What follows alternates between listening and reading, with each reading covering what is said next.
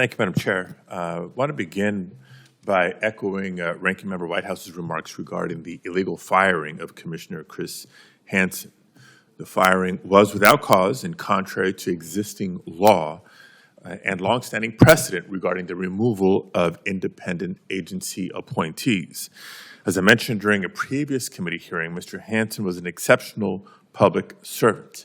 And this action is yet another example of this administration's overreach and example of how they threatened the very independence of the NRC. So the fact that the nomination we're considering today is only open due to this unlawful firing taints the entire process.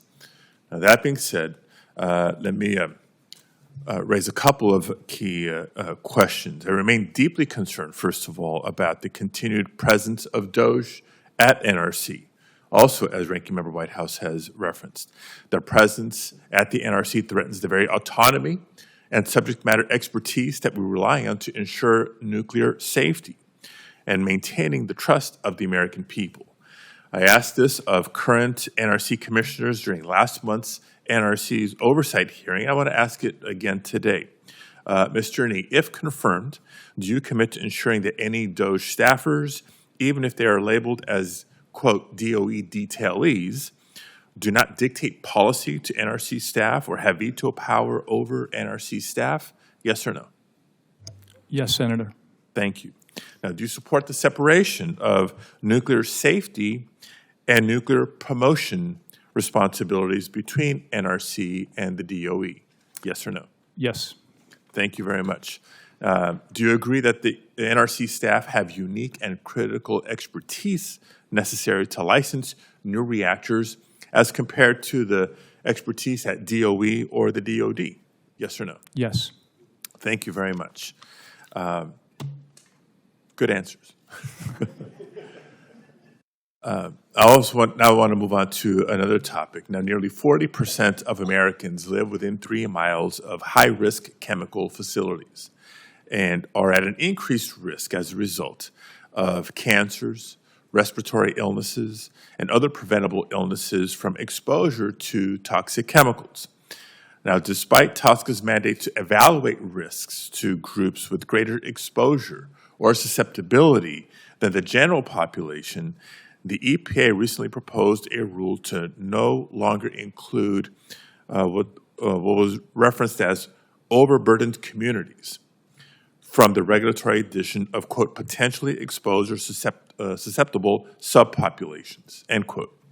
Now, this rollback is in addition to other changes that would overlook increased risks to fence line communities, such as allowing the EPA to narrow the scope of uses and exposure pathways evaluated and make use by use rather than whole chemical determinations.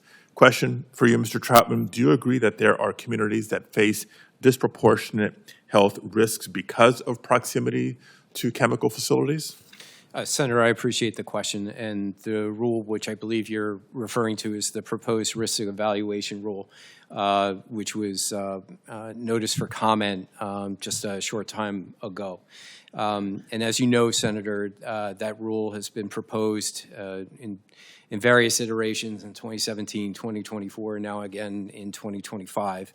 And based on the briefings I've had and the notice that is out, there will be further comment on all aspects of the amendments with regard to what has been proposed in the Federal Register, and we will take a very close look on where there is actual risk and looking at real-world conditions.